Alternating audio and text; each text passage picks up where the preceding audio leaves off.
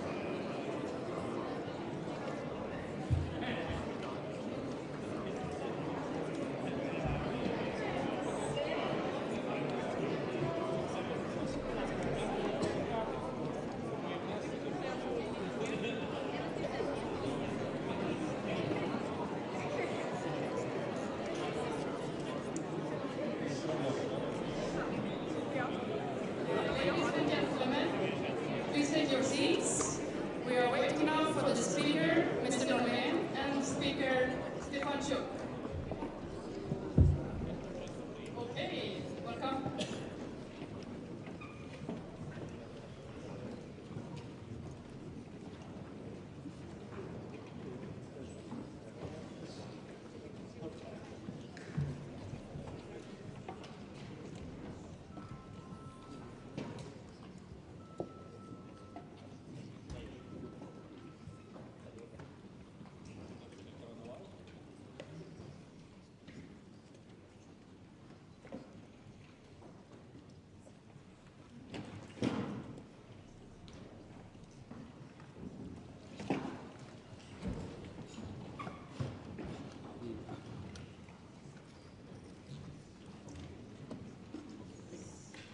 Ladies and gentlemen, please rise for the anthem of Ukraine and Sweden.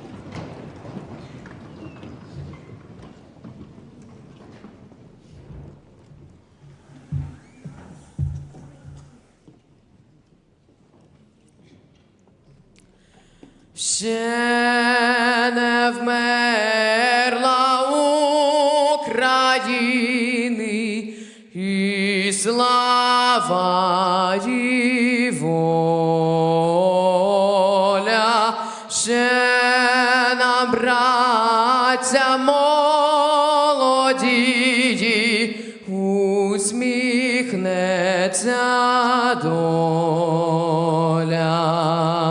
Згинуть наші вороженьки, як роса на сонці. Запануєм і ми, браття, у своїй сторонці. Душу й тіло ми положим за нашу свободу і покажем, що ми браття козацького роду. Душу й тіло ми положим за нашу свободу і покажем, що ми браття козацького роду.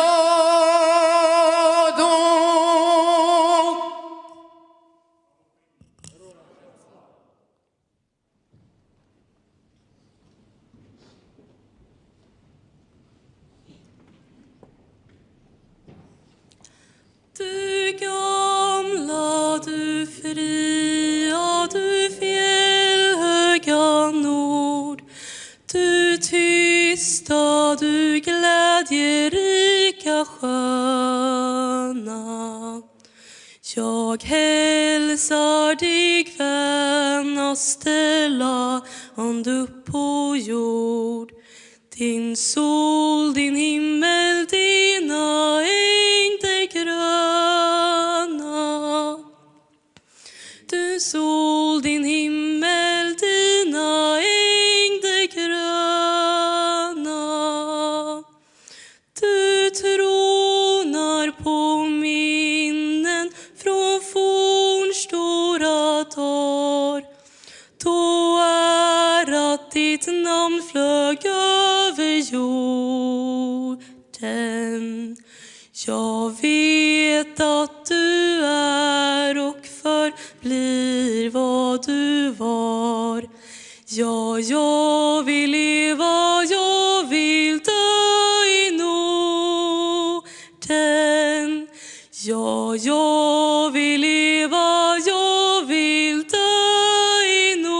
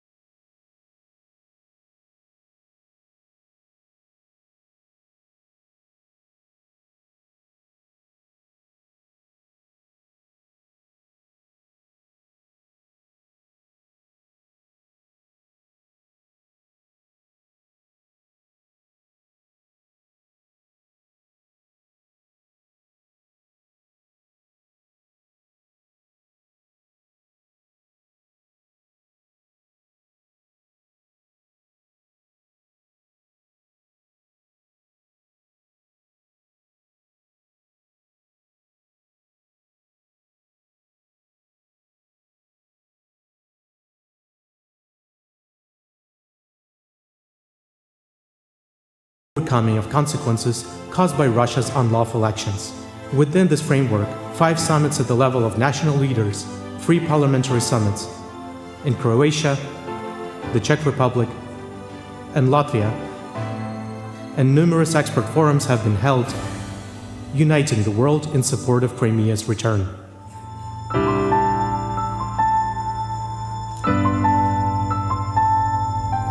Today, Ukraine and its international partners are working to secure the release of all Ukrainians held in unlawful captivity.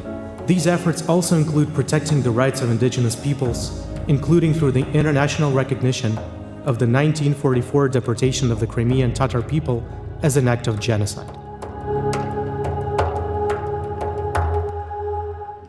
This year, parliamentarians from across the globe have gathered in Stockholm to reaffirm their unwavering support for Ukraine.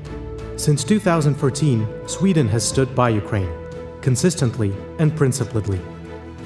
Supporting Ukraine and holding Russia accountable for grave violations of international law remains one of Sweden's top priorities.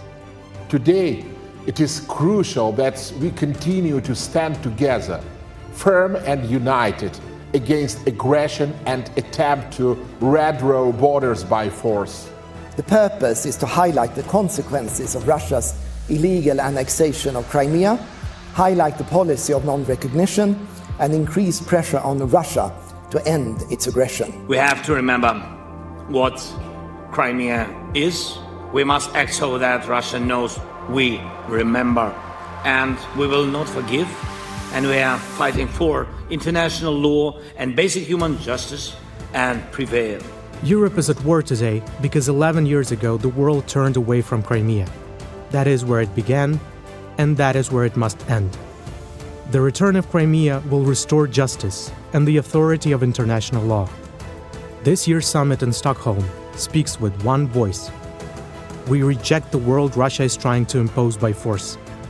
We seek a just peace, and the road to that peace runs through Crimea.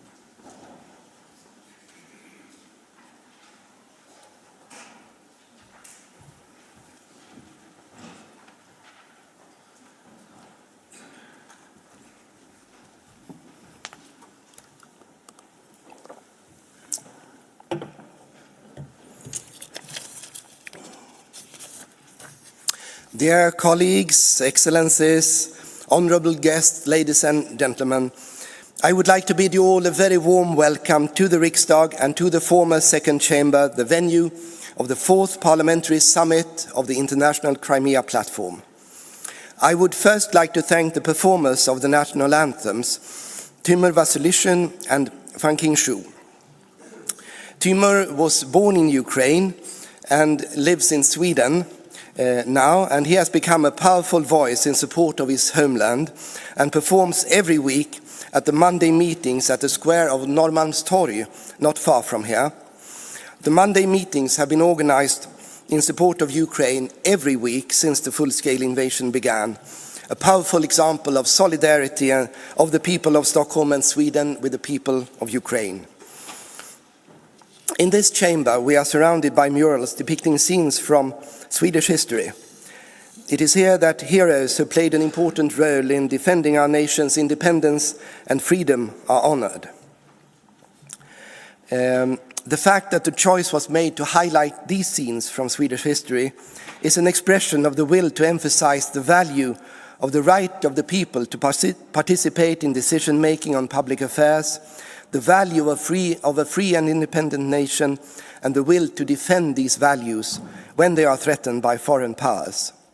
Once history is written about how the Ukrainian people heroically defended their nation, their independence and their democracy against the Russian invasions, there will be similar scenes to be portrayed. For this is what Ukraine's struggle is all about, the right of a people to choose its own destiny. My dear friend Ruslan Stefanchuk, I remember the speech you gave in this chamber in the spring of 2023. Russia's full-scale invasion of Ukraine had been going on for more than a year. It is now in its 4th year. In your speech, you highlighted the role Sweden played more than 3 centuries ago in the Zaporizhian Cossack struggle for an independent Ukraine. When we meet here today to once again express our support for Ukraine's struggle for independence, territorial integrity and a just and lasting peace, we thus build on historical experiences. The alliance at that time was based on the fact that our countries had common interests. Then as now, there were great powers that wanted to take over new territories. Then as now, leaders in our countries realized that the only way for countries wanting to survive as independent nations is to try and stem the imperial ambitions of the great powers together. Ruslan, I'm so happy to see you here again in the Riksdag today and proud to host this important meeting together with you. I'm also happy that representatives of almost 70 parliaments have joined us today, including those who will participate online. This broad support shows that there are many of us who stand behind Ukraine's struggle for its freedom, its territorial integrity, and its quest for a just and lasting peace. And it shows that many of us recognize the importance of defending the rules-based world order and the principle that one does not attack other countries in order to conquer territory. Another of our speakers today is Ukrainian President Volodymyr Zelenskyy, who will be with us online. I think we should all be thankful for President Zelenskyy's outstanding leadership in these trying times. He will go down in history as one of the greatest political leaders of the 21st century. Earlier, I spoke about heroes from our Swedish history. Sometimes it's said that the time of heroes is over, but people usually recognize a hero when they see one, and they see Volodymyr Zelenskyy for what he is, a true hero. Yes, we live in difficult and uncertain times, but we must not feel a sense of hopelessness.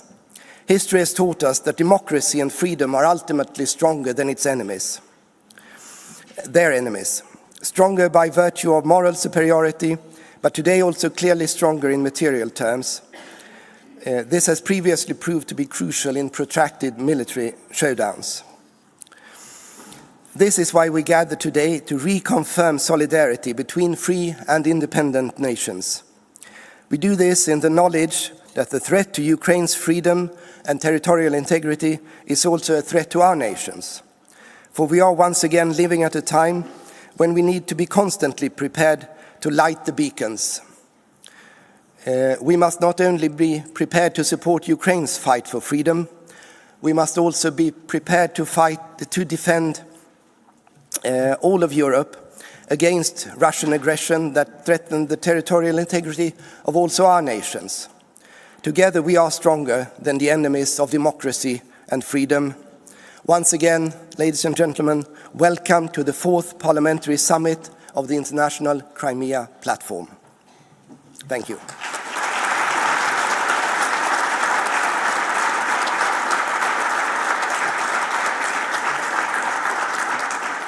Distinguished guests, it is now my great honor to welcome the President of Ukraine, Mr. Volodymyr Zelenskyy, who is joining us remotely from Ukraine. Mr. President, the floor is yours.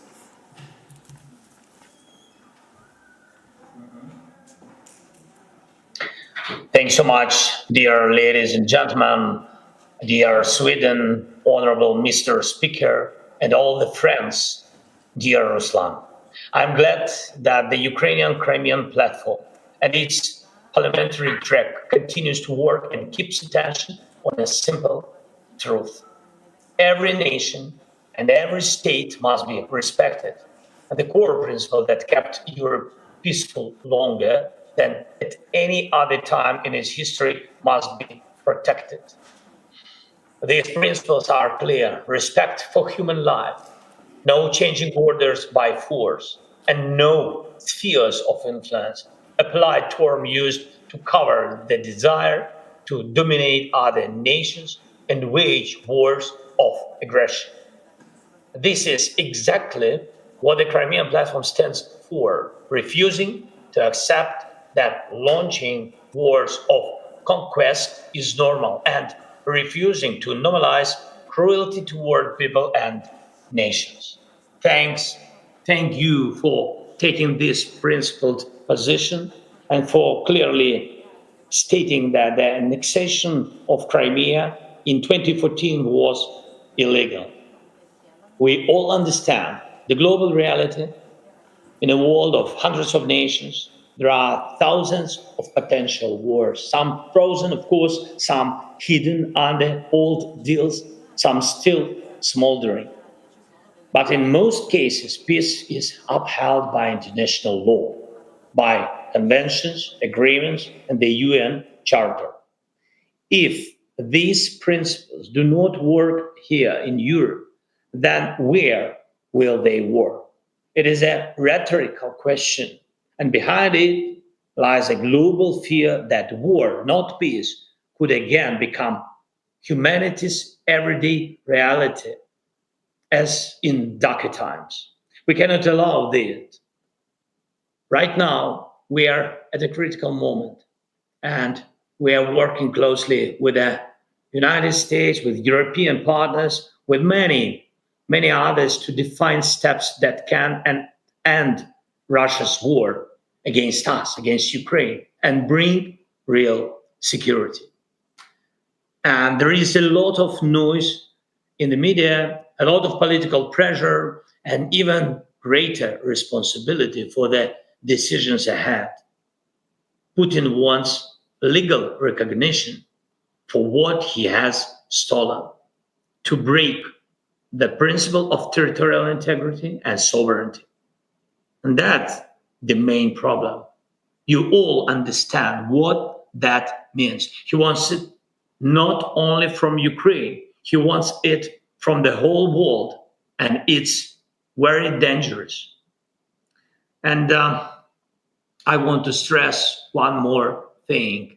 In the steps we've coordinated with the side of the US, we've managed to keep extremely sensitive points on the table, including the full release of all Ukrainian prisoners of war under the all for all formula, and civilians, and the complete return of Ukrainian children abducted by Russia. These are important steps, but to achieve real peace, more is needed. Of course, we all continue working with partners, especially the United States, and look for compromises that strengthen but not weaken us. And we will continue explaining how dangerous it is to pretend that aggression is something one can simply overlook and move on. And I ask you, do not stay silent. Do not be passive observers of history. Be participants. It is important to support Ukraine now, and I thank you for that support. It is important to support the negotiation process, and I'm grateful for every piece of advice and every bit of information we receive from European leaders. And it is crucial to support the principles on which Europe stands, that borders cannot be changed by force, that war criminals must not escape justice, and that the aggressor must pay fully for the war he started. And this is why decisions on Russian assets are essential. Please support these decisions, and above all, keep pressure on Russia. Russia is still killing people every day. Occupied territories remain occupied. And that means Russia remains a criminal state. Today, almost 70 parliamentary delegations are present. And if parliaments in Europe, in the world, do not close their eyes to this, then no one will. Thank you for your support. Slava Ukraini! Glory to Ukraine.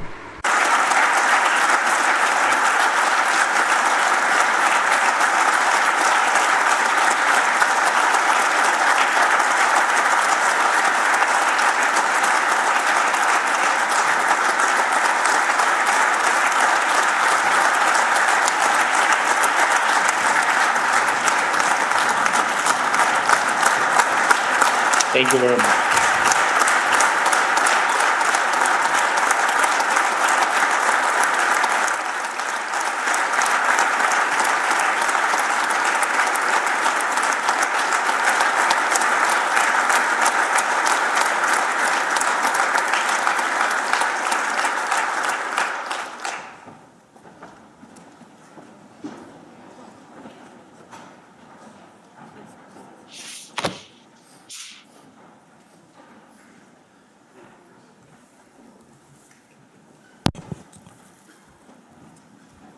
Dear colleagues, dear friends, I just encourage you to use the headphones. I'll speak in Ukrainian, and please use the interpreter.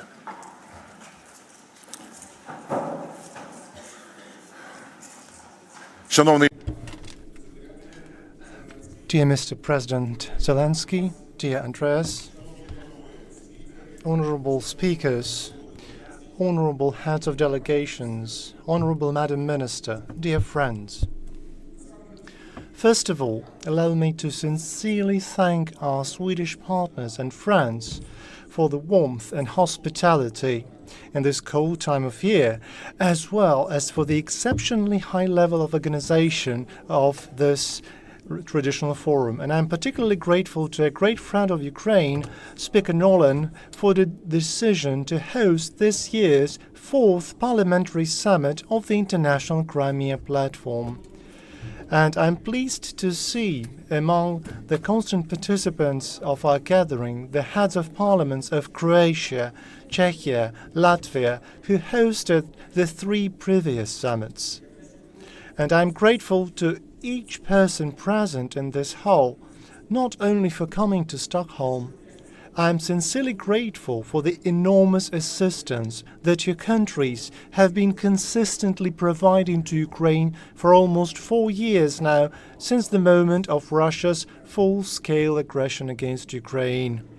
I want to thank you on behalf of the Ukrainian people, on behalf of the Verkhovna Rada of Ukraine, on behalf of the representative Ukrainian delegation present here today in this hall, and they represent all factions and groups of the Ukrainian parliament.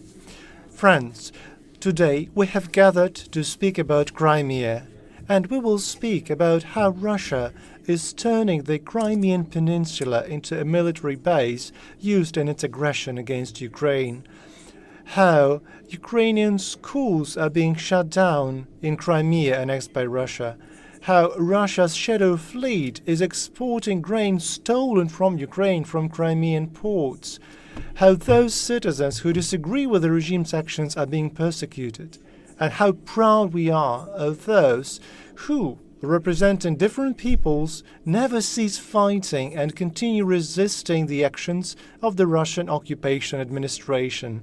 But this is not everything we will speak about today. Today we will also speak about how to jointly stop the Russian aggression, how to put an end to the desecration of the international law, and also about what, after all, the peace plan for Ukraine must be like. Dear friends, as you know, last Thursday in Kiev we officially received from the American delegation a draft plan concerning the ending of the war. We agreed that our teams would work on these proposals, and yesterday our delegation held the first round of negotiations with the American partners. And as President of Ukraine Zelensky said yesterday evening, there are signals that President Trump's team is hearing us. And we are ready to move towards a genuine peace, and we've always said that, but allow me to set out our key principles and priorities. You know that from the very first day of the war, Ukraine has been striving for a peace that respects our independence, sovereignty, and our dignity. Ukraine is ready for substantive negotiations on ending the war, including at the level of leaders. At the same time, we must designate the Ukrainian red lines which no one has the right to cross, neither physically, nor legally, nor morally. No legal recognition of the Russian occupation of Ukrainian territories, no restrictions on Ukraine's defense forces, no veto on Ukraine's right to choose its future alliances.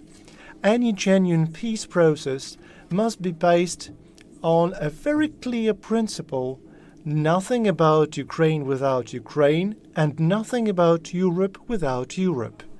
Yes, and we will never renounce our own language, our faith, or our national identity.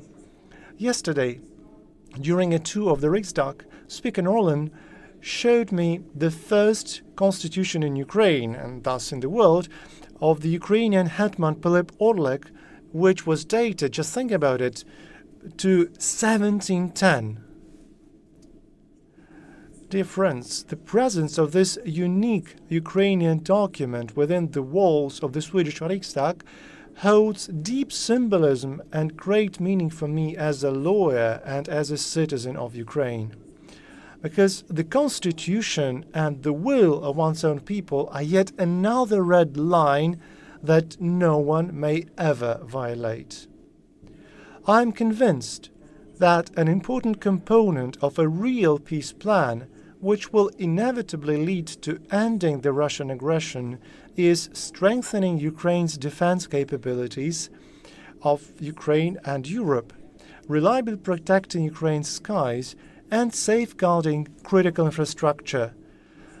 Therefore, your consolidated and unconditional support for Ukraine as a victim of aggression, dear friends, is an important, if not the key element of a peace plan.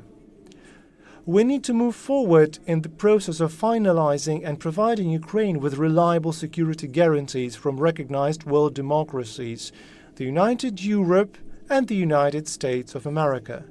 On the other hand, we must maximize sanctions pressure on Russia until Putin is ready to conclude peace. And it would be just to use Russia's frozen assets, because this is the price for aggression, and the price for the lives taken, and the price for the destruction inflicted. We sincerely believe that on the 18th, 19th of December, the Council of the European Union will adopt fair decisions on this matter. Besides, Ukraine's membership in the European Union and NATO must also be elements of both Ukraine's security guarantees and the peace plan. Only under these conditions will Russia retreat, because it will finally understand that it cannot overcome and seize Ukraine as an integrated part of the democratic world. That Ukraine, once and for all, has become part of the world where there is no place for tyranny and where democracy prevails.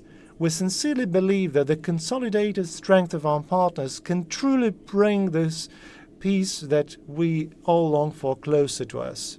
And dear friends, we have no right to waste this chance. So I ask each and every one of you to use your own capabilities while working with our partners, the US administration and Congress, the European Parliament, and parliaments of other countries of the world to achieve this result. Dear friends, a decisive moment in our struggle is approaching.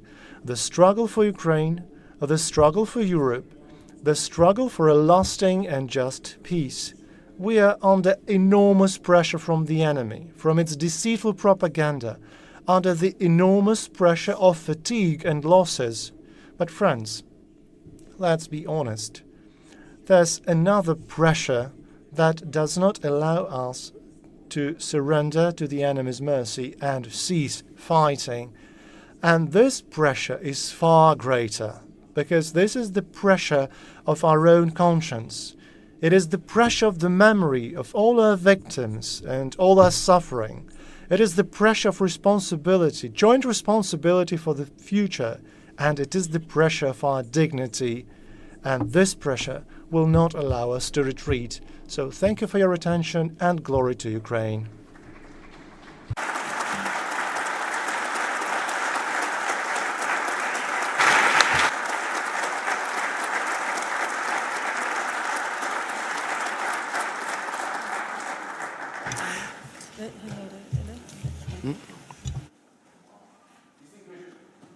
Distinguished guests, dear friends, allow me to welcome our next speakers to lecture, the Minister of Foreign Affairs of Sweden, Ms. Maria Malmer Stenegard. Dear Madam Minister, the floor is yours.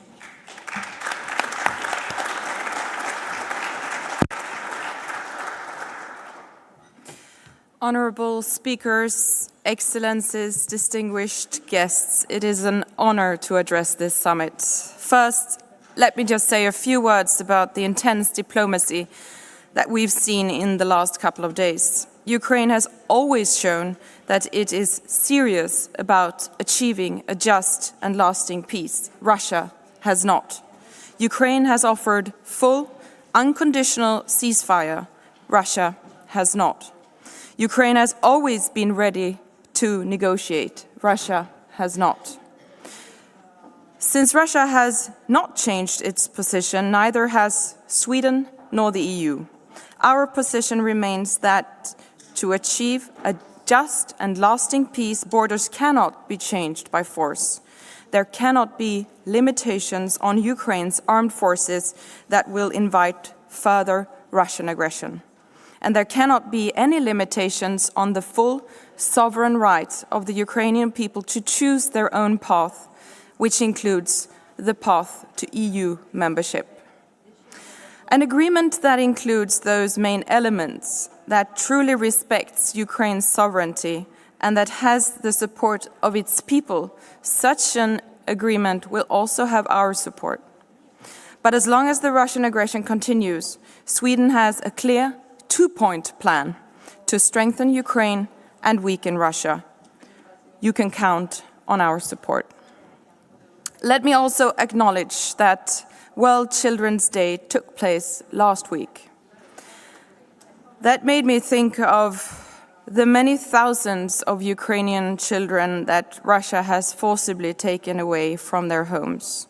That maybe made me think of Sashko from Mariupol, who was separated from his mother, never to see her again. That made me think of Yevhen, a father who was detained while his children were sent to Moscow boarding facility. As a mother, I cannot even begin to imagine the horror of taking children away from their homes, putting them into camps, and indoctrinating them. We cannot bring back the children who have already lost their lives in the war, but we can and we must do even more to bring all the deported Ukrainian children home.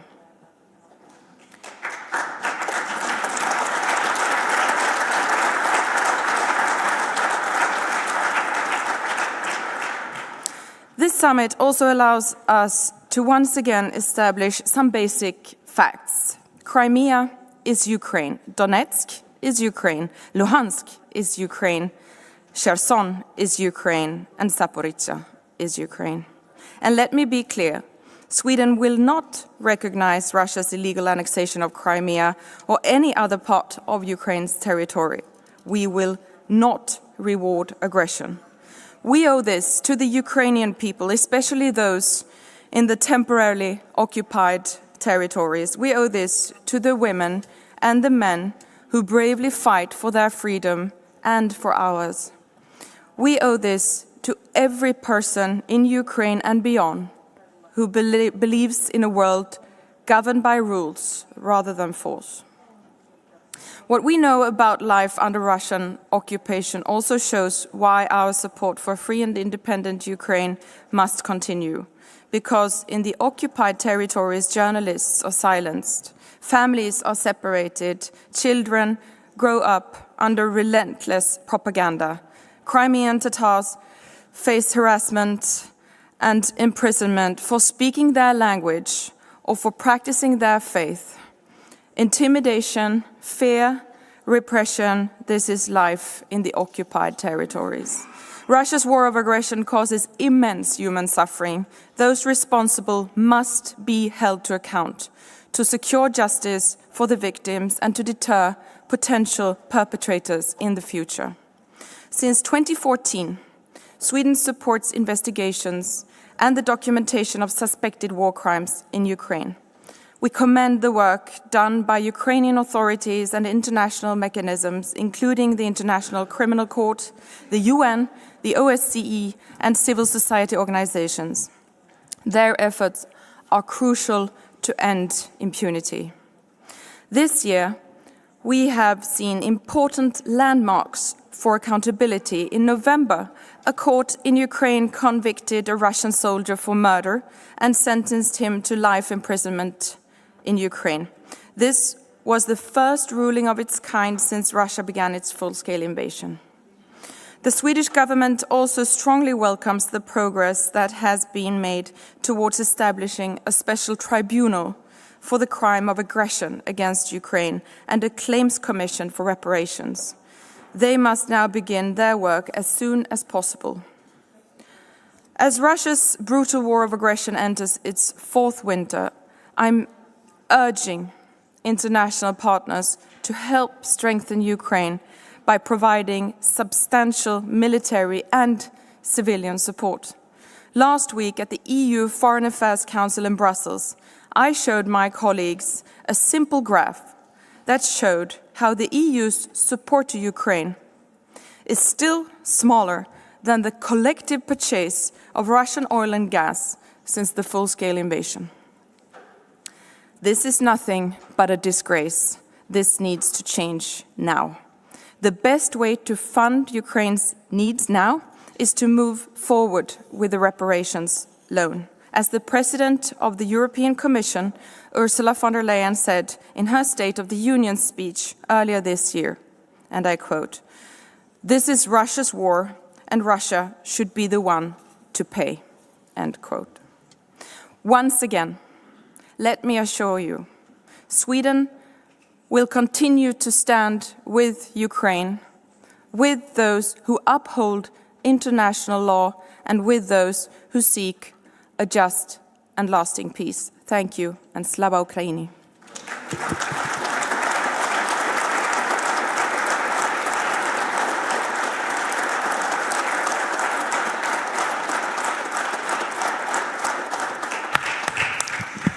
Thank you very much, Madam Minister, for your contribution and for setting a constructive tone for our discussions today. Distinguished delegates, I now have the honor of opening the plenary session of the fourth parliamentary summit of the International Crimea Platform. Before welcoming our next speaker, let me start with a few housekeeping remarks to guide us through today's session. Our session will run until 11 o'clock, when we will take a 30-minute coffee break. We will reconvene at 11:30 and continue until 14:15, a quarter past 2, when we will conclude the session with the adoption of a joint statement. The final version of the statement will be distributed during the plenary session. We are delighted to have a substantial list of speakers today. Accordingly, I kindly remind all delegates that speaking time is limited to 3 minutes. And in Sweden, 3 minutes means 3 minutes. That is 180 seconds. I know that in some countries 3 minutes might mean more, but it does not in Sweden. The order of speakers has been distributed to you. Please note that changes to the list are not possible at this stage. Some speakers have requested to speak earlier in the program due to early departures. We have accommodated this, so there are a few exceptions to the alphabetical speaking order. All statements are made from the lectern, where the microphone is automatically activated when you are given the floor. To ensure that the program runs smoothly, a designated seat has been reserved in the front row for the next speaker. If you are scheduled to speak next, please proceed to this seat. And it is just over there. Our first speaker will be the host of the first parliamentary summit, Mr. Gordan Jandrokovic, the Speaker of the Croatian Sabor. Mr. Jandrokovic will be followed by Jiri Drahos from the Czech Republic. Please, Mr. Jandrokovic, the floor is yours.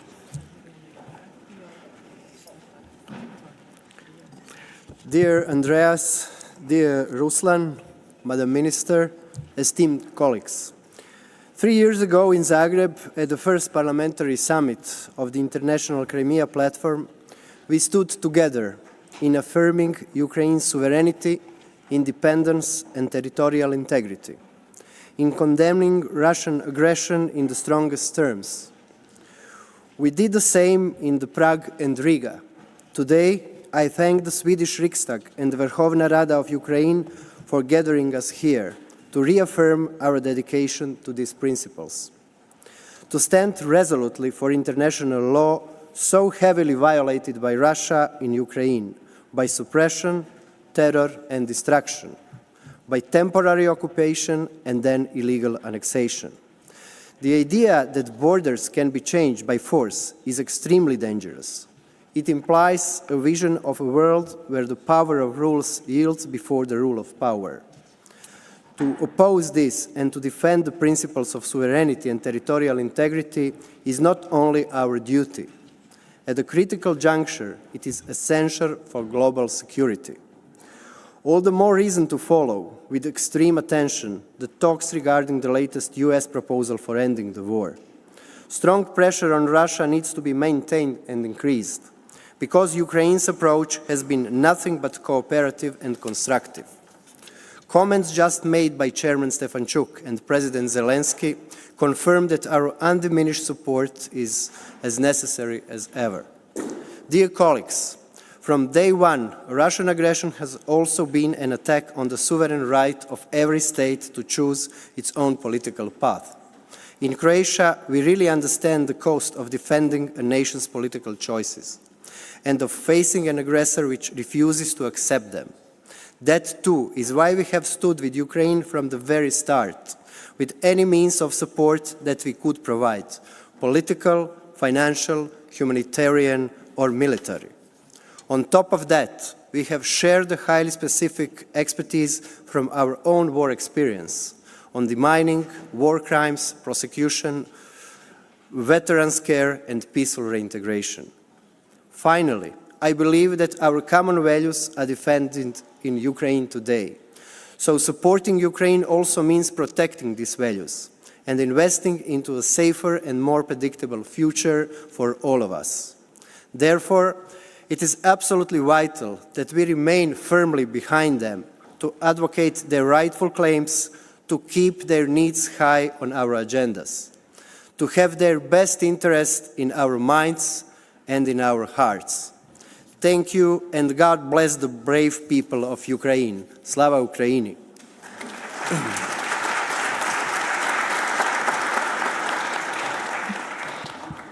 Thank you, Mr. Jandrokovic. I now warmly welcome Mr. Yuri Dragos, the first Vice President of the Senate of the Parliament of the Czech Republic that hosted the second parliamentary summit. Mr. Dragos will be followed by Ms. Daiga Mireni. Dear Andreas, dear Ruslan, dear ladies and gentlemen, it's my great honor to be part of the fourth Crimea Platform Parliamentary Summit and to represent the Senate of the Parliament of the Czech Republic here. It has been more than 3.5 years since the start of the full-scale and unprovoked Russian invasion of Ukraine, a conflict that has claimed thousands of lives and in which Russia commits war crimes every day, for which I believe it will one day bear full criminal responsibility. In reaction, some European and non-European politicians argue that peace must be achieved at any cost, including handing Crimea over to Vladimir Putin, who will then, presumably, start behaving himself again. Nothing could be farther from the truth. We Czechs have historical experience with such dictators. When Neville Chamberlain returned from the Munich conference in 1938, he brought the British a supposed peace for our time. However, Nazi Germany was not satisfied with gaining the Sudetenland, and after occupying the rest of Czechoslovakia, the worst conflict in modern history broke out within a year. Let us therefore not fall for the Chamberlains of today. There can be no peace that the Ukrainians themselves do not want and negotiate.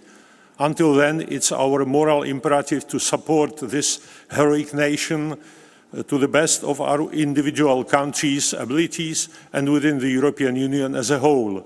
Whether this means humanitarian aid to suffering civilians, material support for Ukrainian infrastructure, or, of course, supplies of military equipment. In this regard, we in the Czech Senate will do our utmost to preserve the excellent Czech ammunition initiative. All of this will hopefully contribute to us passing the test of history, a test which our predecessors failed miserably when faced with the threat of Hitler. At that time, they had a choice between shame and war. They chose shame and got war. Let us not repeat the same mistake with another bloody dictator. As our first president, Václav Havel, once said, indifference to others and indifference to the fate of the whole is precisely what opens the door to evil. Thank you and Slava Ukraini.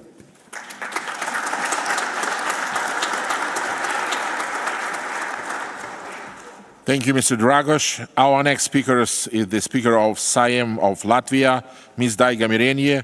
Her intervention will be followed by a video statement.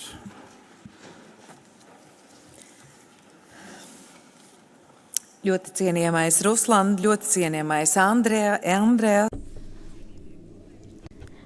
Visam drīz būs pagājuši 12 gadi kopš Krimas nelikumīgās okupācijas, bet nākamā gada februārī apritēs 4 gadi, kopš mēs katrs kļuvām par lieciniekiem brutālam agresora valsts pilna mēroga iebrukumam Ukrainā.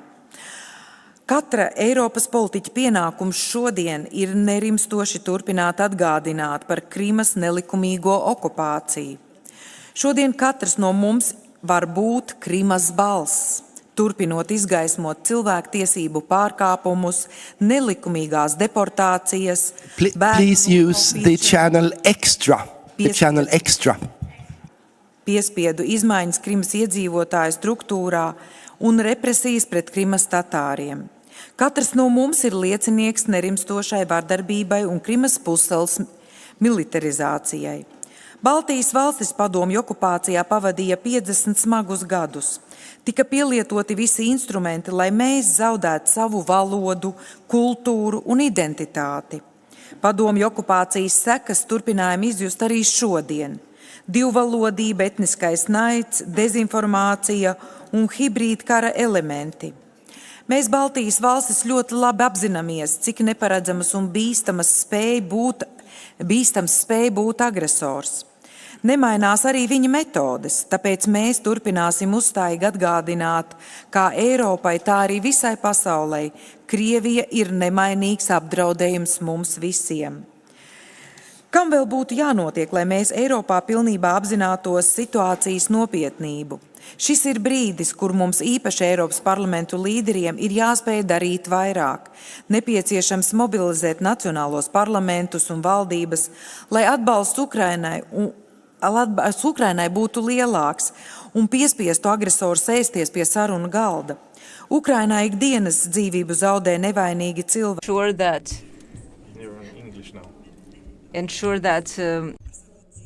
Gan kaujas laukā, gan arī aizstāvot un stiprinot demokrātiju. Mēs Eiropā vēl joprojām varam darīt vairāk, un vēl līdz galam mēs neesam izdarījuši arī savu mājas darbu.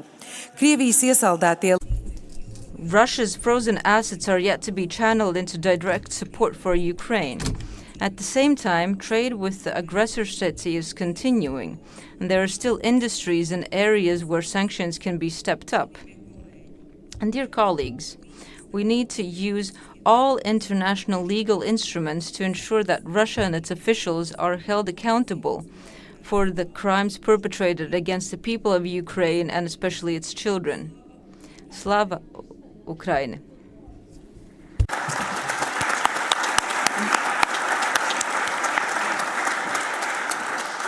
Thank you, Ms. Mirenia. Dear colleagues, we will now see a video message by Mike Johnson, Speaker of the House of Representatives, the United States. Please look on the screen. Good afternoon. This is Speaker of the House, Mike Johnson from Washington. I really wish I could be in Stockholm with you this week, but I'm so grateful to my dear friends, Speaker Andreas Norlén, Speaker Ruslan Stefanchuk, for inviting me to briefly address you today.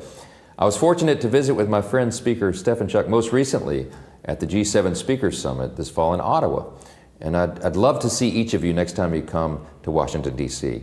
I'm a little biased, but the view from my speaker's balcony down the National Mall is the best in town, and I'd love to have you come by.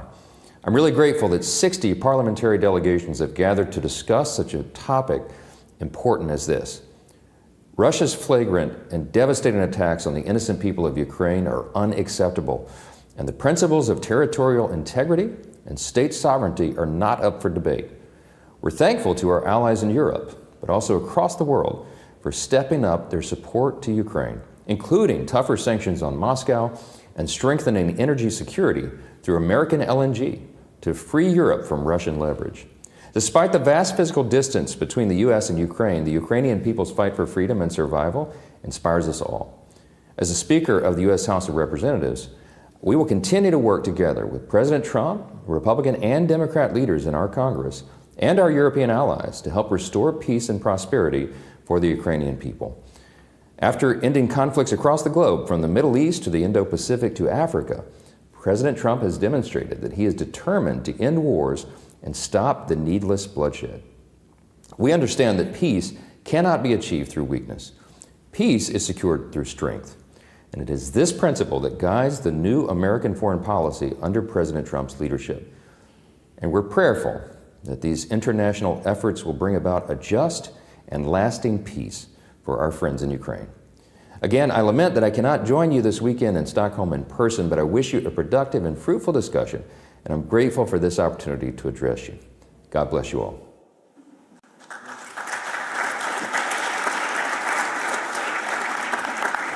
Thank you, Mr. Speaker. Muchísimas gracias, señor presidente. Y ahora vamos a continuar. De acuerdo a la lista, tengo aquí apuntado al señor Vincent Blondel, presidente del Senado belga. Y lo seguirá después la señora Raya Nazarian.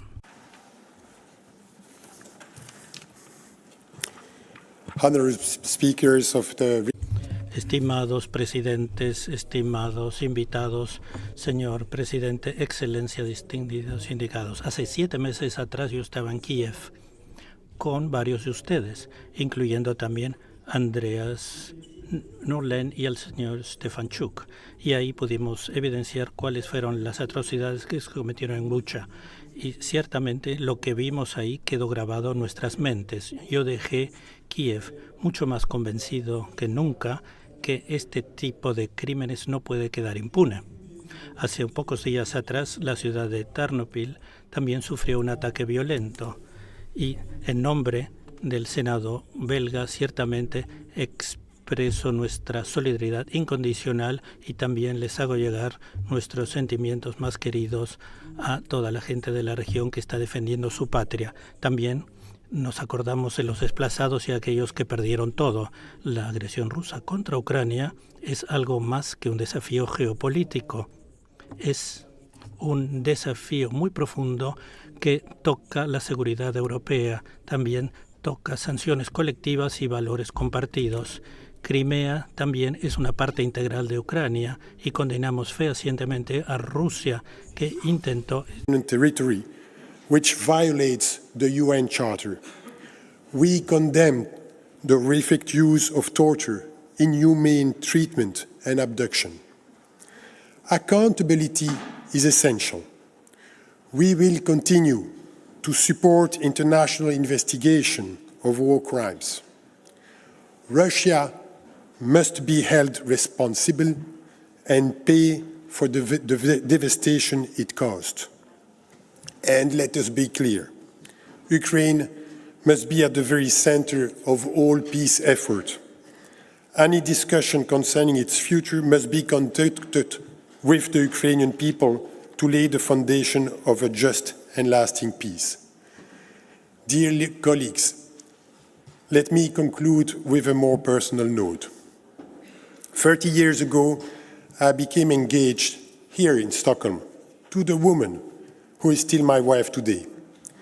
It happened on the Riksbron bridge, just outside this Riksdag building, a memory that remains very dear to me. I hope to be able to return to this same bridge very soon, once Ukraine has regained its full sovereignty in a world that respects the international order. Today, let us reaffirm our commitment to working together to safeguard the rule-based international order. Let us advance with unity and determination towards the establishment of a comprehensive, just and lasting peace for Ukraine and for the world. Slava Ukraini!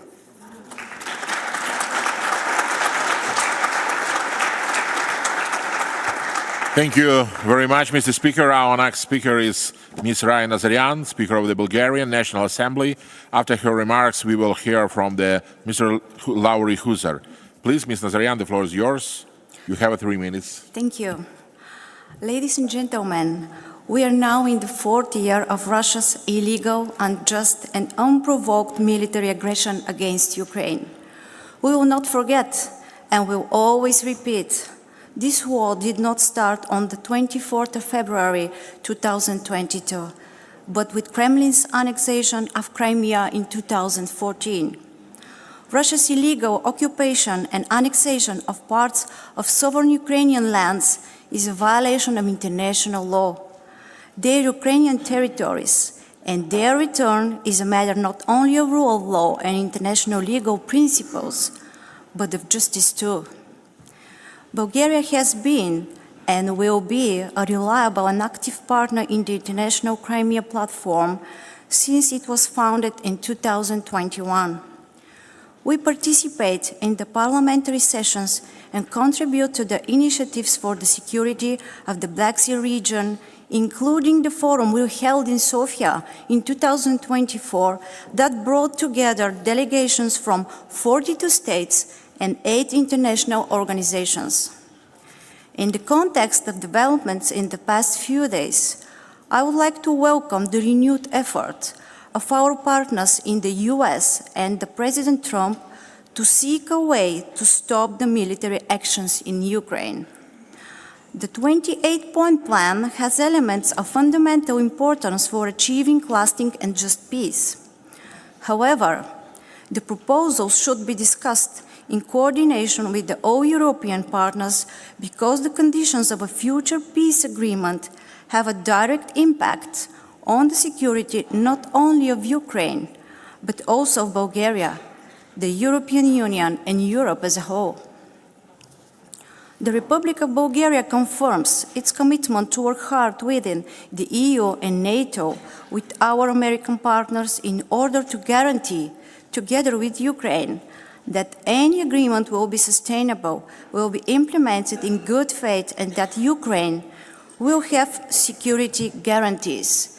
Ukrainian people have the sovereign right to define their own future and to decide on the nature of any proposed peace agreement. Dear colleagues, our common goal is a peaceful and sustainable development of the region. Recovery is no longer a future ambition, but a present need. The European path of Ukraine is a choice that is in line with the interest of both the Ukrainian people and the European Union. A stable, independent, and democratic Ukraine is an important factor for the security and prosperity of our continent. In conclusion, please let me send a message to the people of Ukraine once again. You are not alone in these difficult times. Bulgaria stands by you in trials, in striving for peace, and in hope for a future of freedom, dignity, and security. Thank you.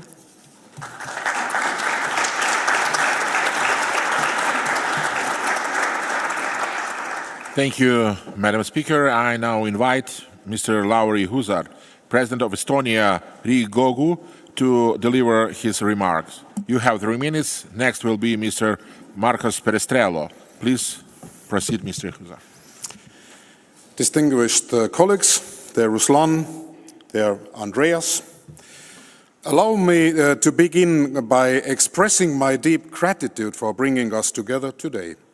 The Crimea Platform is not merely an event. It is a testimony to our shared commitment to freedom, to peace, and to human dignity. At this moment in history, our decision bears consequences not only for Ukraine, but for the very fate of all Europeans. Ukraine has continuously shown that it is serious about peace, and President Zelensky remains ready to negotiate. It is crucial that Europe, Ukraine, and the United States work together with the goal of a just and lasting peace. A peace grounded in international law and fully respecting Ukraine's sovereignty, independence, and territorial integrity. Peace cannot be attained by appeasements. History tells us that bowing to aggression does not quiet the storm. It invites the next and even bigger one.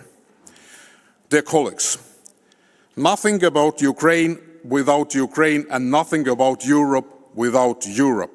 Russia's demands must not be legitimized and under any circumstances. Europe will never recognize claims that extend Russia's influence beyond its borders. And talks must begin with an immediate ceasefire. Any agreement must focus on ending the war, securing Ukraine's future, and providing credible security guarantees backed by the real forces. Ukraine must retain the right to choose its own path, whether towards the European Union or NATO. There must be no impunity for crimes committed. The deported children of Ukraine must be returned home. The aggressor must pay. Frozen Russian assets must become a real instrument of Ukraine's defense, justice, and reconstruction. In the European Union alone, these assets exceed 200 billion euros. Let's start using them. Dear colleagues, Russia's war of aggression and the peace that follows will shape Europe's security architecture for generations to come. Let Europe stand united and resolute, ensuring that peace honors Ukraine's courage and rests upon justice, law, and lasting security. If territories can be gained and borders changed by force, no one is secure. To prevent such a future, we must continue and strengthen our steadfast support for Ukraine and firm pressure on Russia. And let me be completely honest with you. Russia never changes. Dear friends, together, through principled pressure and unwavering solidarity, we stand firmly with Ukraine. Slava Ukraini!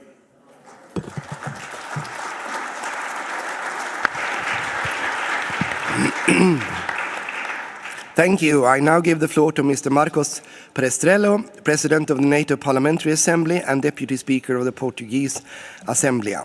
After his remarks, we will hear from Mr. Jussi Halla-aho.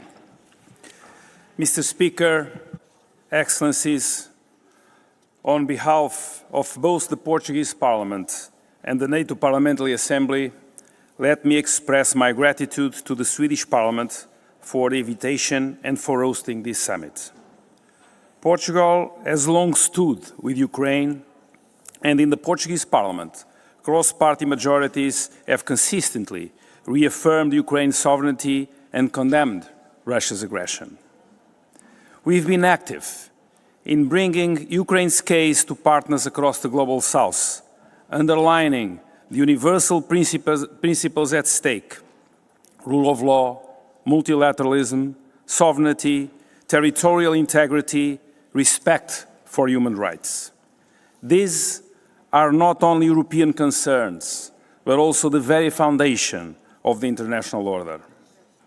Excellencies, in the NATO Parliamentary Assembly, representatives from all 32 national parliaments of NATO members have stood shoulder to shoulder with Ukraine since the very beginning of Russia's aggression.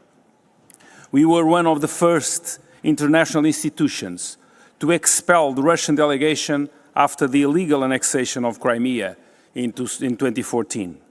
And since the full-scale invasion in 2022, We have not only reaffirmed our support, we have doubled down, including by creating a special fund to support the Verkhovna Rada participation in the NATO PA. We are following closely the ongoing discussion around the possible ceasefire and political settlement.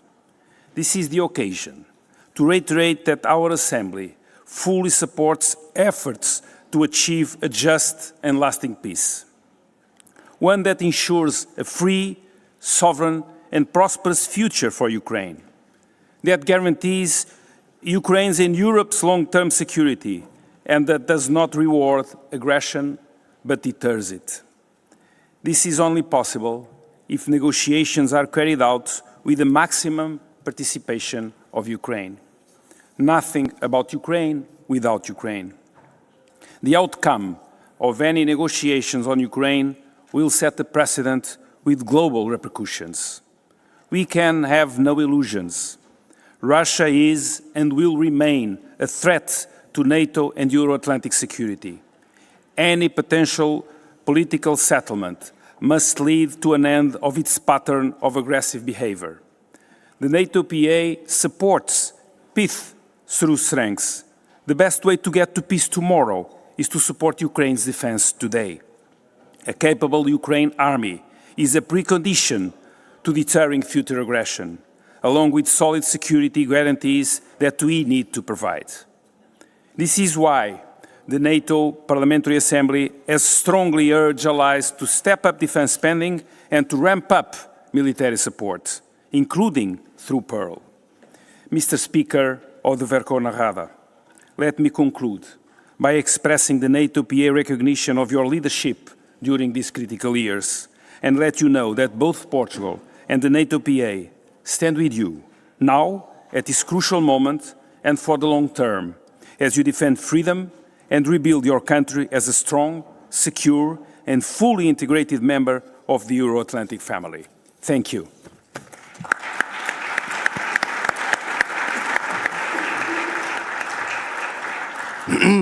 Thank you. Our next speaker is Mr. Jussi Halla-aho, Speaker of the Eduskunta of Finland. Afterwards, we will hear from Ms. Julia Klöckner. The floor is yours, Mr. Speaker.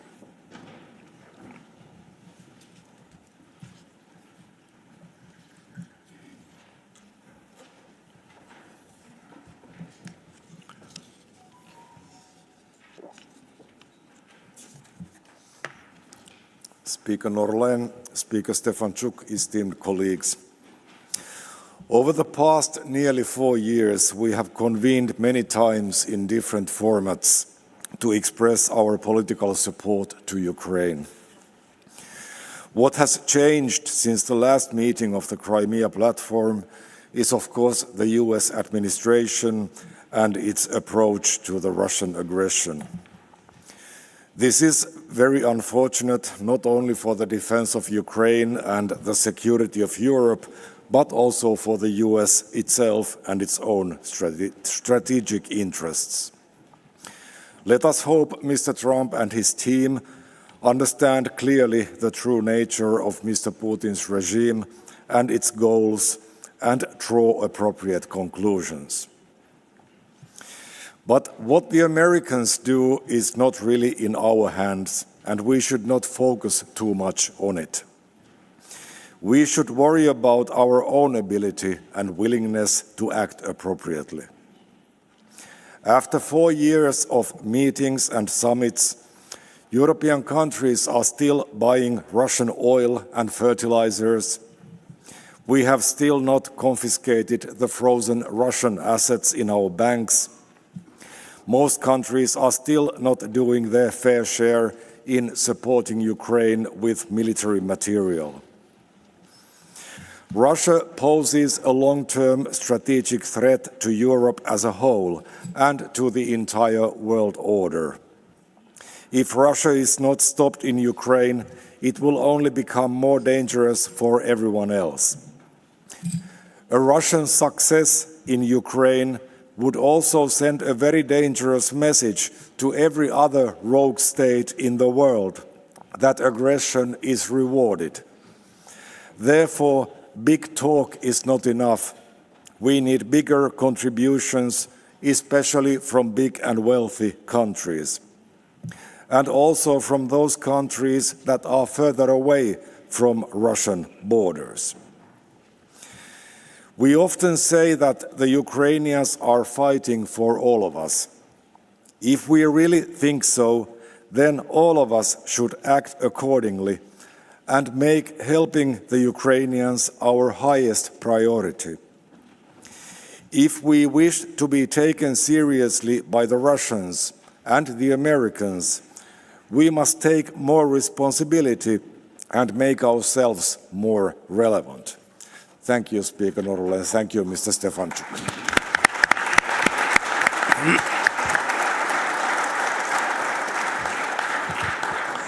Thank you. I now invite Ms. Julia Klöckner, President of the German Bundestag.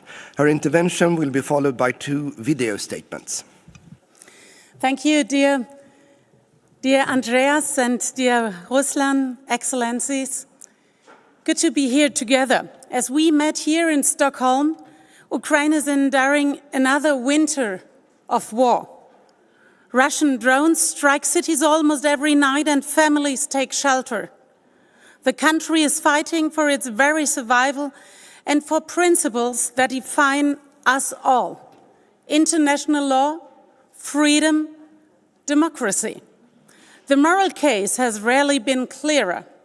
Yet we must acknowledge openly that unity within Europe has been tested. Some governments have questioned or slowed down decisions or sanctions, arms supplies or joint EU action. Others have signaled a shift in political tone. These steps send a message far beyond Europe, and they are not a helpful one, I would say. Only moments ago, Speaker Mike Johnson underlined that territorial integrity and state sovereignty are not up for debate.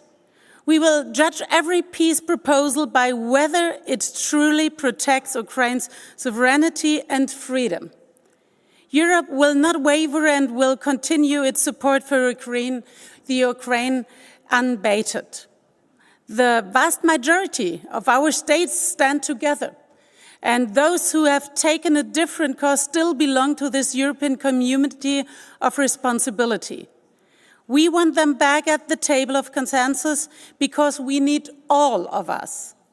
But let me clear, Germany too tried to appease Russia for far too long. This experience shapes my conviction today. Illusions about the nature of this war are dangerous. They weaken Ukraine and they weaken us. Our task now is not to divide Europe, but to strengthen its unity. We thank that to every soldier defending freedom.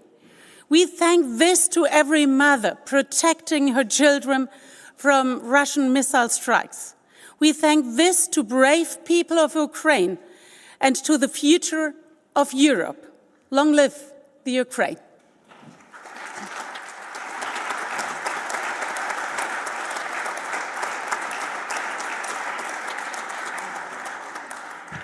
Thank you. We will now hear messages from Mr. Milton Dick, Speaker of the Australian House of Representatives, and Ms. Sue Lines, President of the Australian Senate. Their messages will be followed by Mr. Manfred Kaufmann. Australia strongly supports Ukraine's sovereignty, territorial integrity, and the right to defend itself against Russia's unprovoked, illegal, and immoral invasion. Russia's attempted annexation of Crimea since 2014 and now its full-scale invasion of Ukraine shows Russia's total disregard for international law and the UN Charter. Russia must immediately, completely and unconditionally withdraw its forces from within the international recognised borders of Ukraine, including the Crimean Peninsula. Australia and Ukraine will continue to stand shoulder to shoulder. We believe that all countries are better off in a world where international rules are clear, mutually agreed and consistently followed. Russia's aggression has serious implications for security in both the Euro-Atlantic and our own region here in the Indo-Pacific. I want to thank Sweden for hosting the 4th Parliamentary Summit on the Crimea Platform. Today's summit in Stockholm sends a strong signal of support to Ukraine and defiance to Russia. The international community reaffirms our duty to uphold the fundamental rights of sovereignty and territorial integrity. Australia has proudly committed over $1.3 billion of military, energy and humanitarian assistance to Ukraine.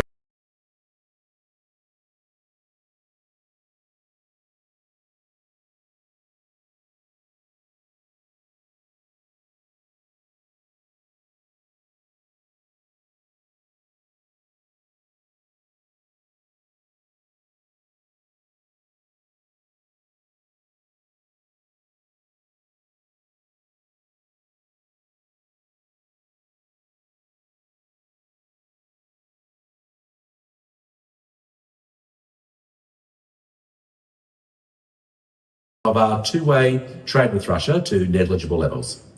Australia will continue working with partners to press Russia for a just and lasting peace in Ukraine and security and stability across Europe. And we must demonstrate that in the face of unprovoked aggression, the international community will band together to ensure the cost of violence always is outweighed by the benefits of peace. This is our duty. Thank you and slava Ukraine.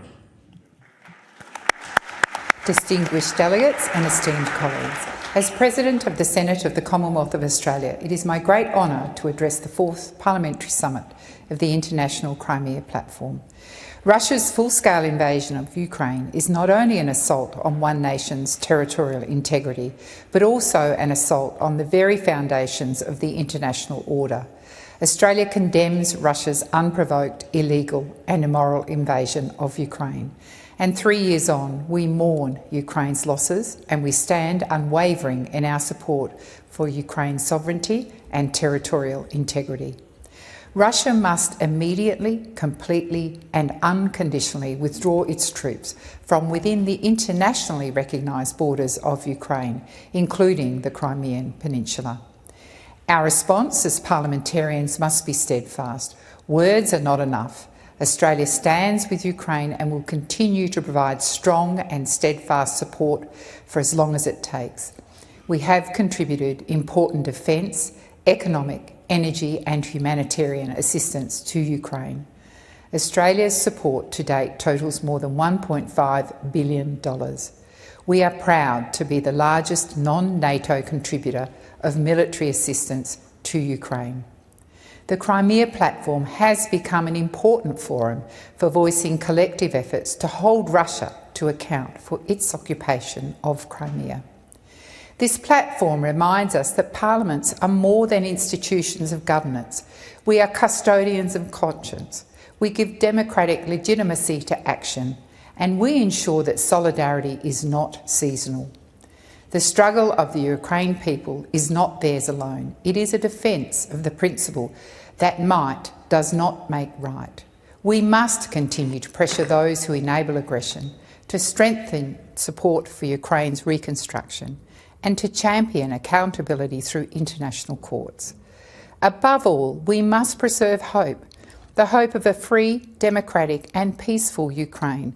Australia may be geographically distant, but our values are deeply aligned. When the rule of law is under attack anywhere, it is under attack everywhere. The outcome of this war will shape the kind of world our parliaments inherit, one ruled by law or one ruled by fear. Let this summit reaffirm our collective resolve. Russia's aggression will not stand. Ukraine's sovereignty will be restored, and together, through unity and principle, we will ensure that justice prevails. Thank you.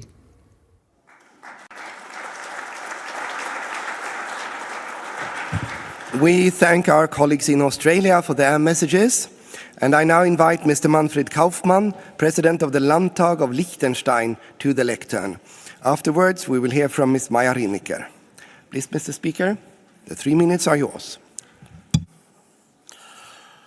Honourable speakers, excellencies, dear guests, First of all, I would like to express my gratitude to Ukraine and Sweden for convening the 4th Parliamentary Summit of the International Crimea Platform, which is taking place at a crucial moment for Ukraine. Unfortunately, the unjustified aggression of the Russian Federation against Ukraine is still ongoing. Russia continues to commit grave violations of international law on a massive scale, particularly targeting civilians and civilian infrastructure. This is absolutely unacceptable. Excellencies, I would like to use this opportunity to reaffirm Liechtenstein's unwavering support for Ukraine, both politically and in humanitarian matters. Furthermore, Liechtenstein has autonomously implemented all EU sanctions against Russia and Belarus in response to the illegal war of aggression against Ukraine. Liechtenstein has consistently condemned the illegal annexation of Crimea and other unlawful occupied regions of Ukraine. These annexations are contrary to international law, and Liechtenstein will not recognize them. Our commitment is to the principles of sovereignty and territorial integrity remains steadfast. Ensuring effective and credible accountability for the crimes committed by the Russian Federation is a top priority for Liechtenstein. Accountability and justice are important preconditions for lasting peace and the recovery of the Ukrainian society. It is more urgent than ever to hold those responsible for the crime of aggression to account. The agreement between the Council of Europe and Ukraine on the Special Tribunal on the crime of aggression against Ukraine is an important first step in this respect. Excellencies, Liechtenstein has always shown its solidarity with the people of Ukraine responding to the dire impact of the war on civilians. We are committed to make an active contribution to the recovery of Ukraine. In November 2024, the Liechtenstein Parliament approved a dedicated budget line for the years 2025 to 2029 to finance reconstruction projects. Liechtenstein is focusing its efforts on Ukraine's recovery in 4 key areas: humanitarian designing, reconstruction in the education sector, human rights and good governance with a strong focus on combating corruption, economic development. The total per capita contribution amounts to 200 Swiss francs. Let me emphasize that this multi-annual budget is in addition to our existing humanitarian development budget.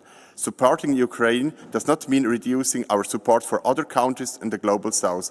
This additional budget line for reconstruction projects reflects the commitment of the Liechtenstein Parliament to support Ukraine in its fight against the Russian aggression. Let us build this on the momentum of this summit and send a strong message of unity and support to Ukraine. Thank you.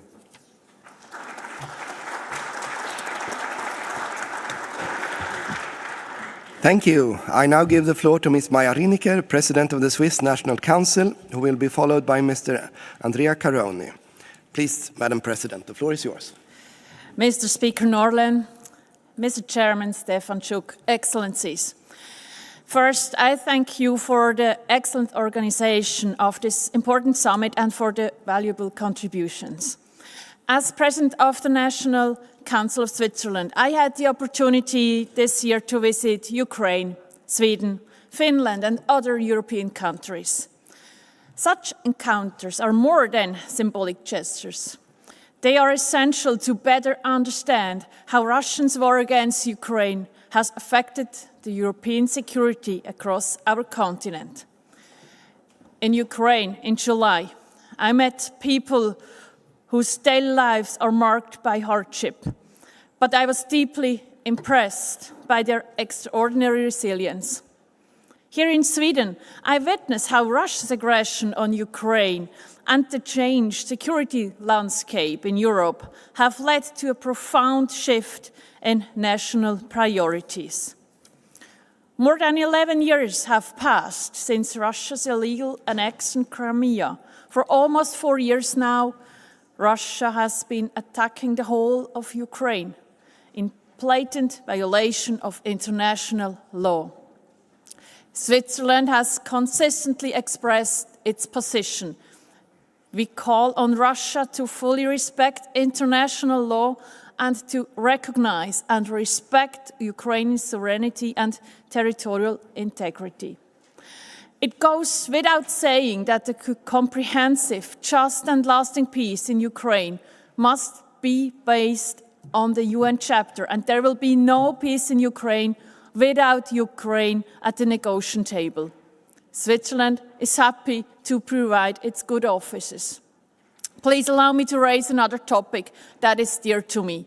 And let me say this not only as a political, but also as a mother. I'm deeply moved by the fate of the Ukrainian children who have been unlawfully deported by Russia. These children were taken from their homes, from their families, and their communities.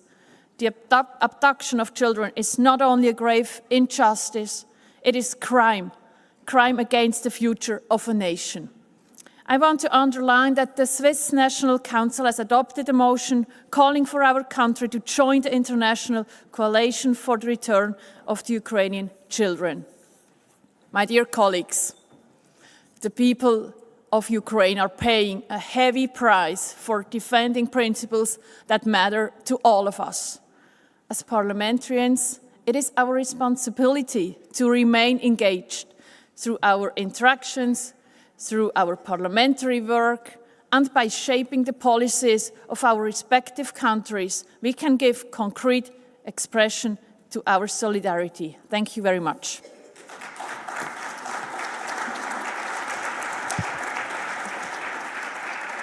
Thank you, Madam President. Thank you very much. The floor now goes to Ms. Andreas Carnoni, President of the Swiss Council of State. After his remark, Mr. Theodoros Rousopoulos will give his intervention. Please proceed. Mr. Speaker, Mr. Chairman, dear colleagues, we cannot choose our neighbors, neither as individuals nor as countries. And Switzerland has been fortunate in this regard, and so have I personally, because by coincidence, my neighbor at home in Switzerland is a Swiss entrepreneur whose company builds prefabricated wooden houses in Ukraine. And these are real, tangible homes for families who've lost their own. More than 100 are already standing, and Ukrainian craftsmen trained in Switzerland are continuing this work locally. And seeing new walls rise while the threat of drones and missiles still hangs in the air is a reminder of how courage and reconstruction go hand in hand. This is one of many initiatives that symbolize what Switzerland is doing in Ukraine.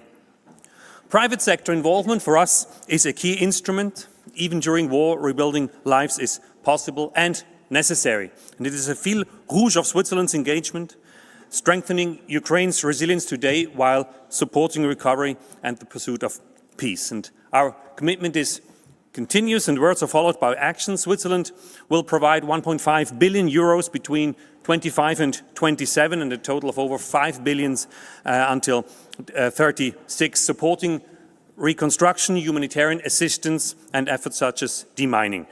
A central pillar of our engagement, as I've mentioned, is the mobilization of the private sector, and this commitment brings innovation, it brings expertise, it brings quality and employment, and it strengthens Ukraine's economic resilience.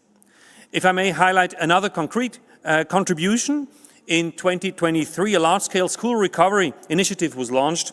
More than 90 school shelters now allow around 17,000 school children to continue their education in safety, and for them a protected classroom means continuity, protection and hope. Switzerland will continue to be active in this area and has decided to join the International Civil Protection Shelter Coalition initiated by Finland and Ukraine. Ladies and gentlemen, our responsibility begins with the present, with a war that continues to destroy lives, but responsibility also looks ahead to just peace, to lasting recovery, a future grounded in people's security and resilience. And Switzerland will stand with Ukraine, just as all of us will stand with Ukraine. Thank you.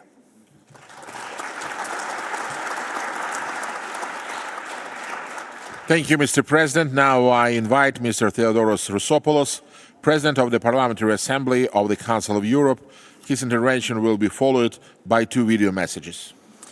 Often people ask me, what are you doing at the Council of Europe? And I say, we are there for human rights, democracy, and the rule of law. But then again, I use actually one only word. I am there, and we are there to preserve dignity.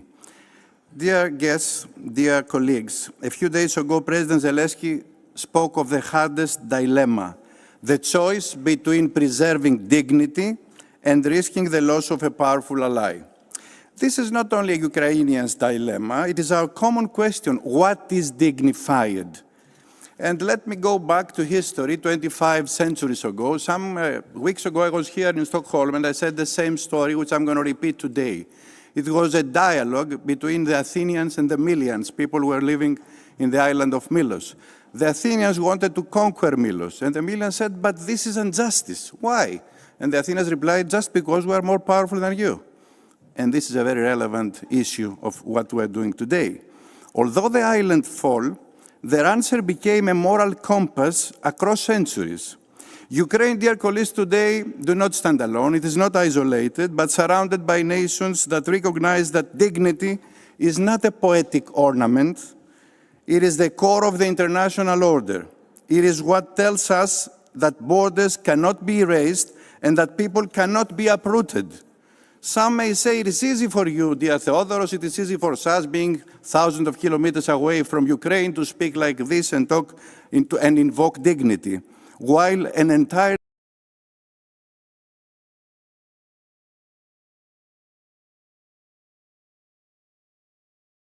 the American friends, that Russia will not stop even if it gets what it wants today, as Russia didn't stop when she got Crimea. It will not end with the rest Ukrainian territories seized through aggression.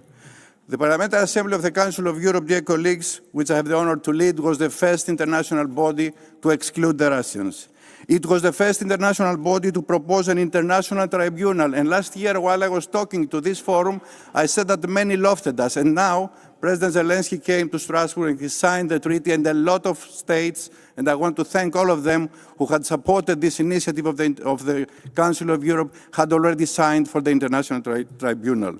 We were the first to launch the Registry of Damage, and it was something that nobody believed. Now we have already 160,000 document claims.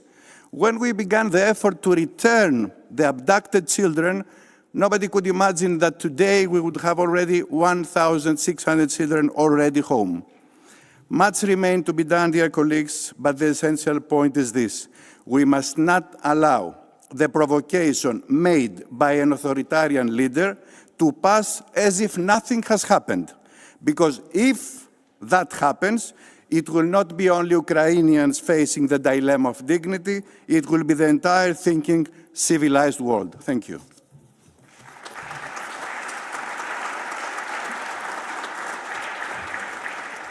Thank you, Mr. President. Now we will hear a message from Ms. Raymond Hannier, Speaker of Canadian Senate, followed by a message from Mr. Fukushiro Nukaha, Speaker of Japan's House.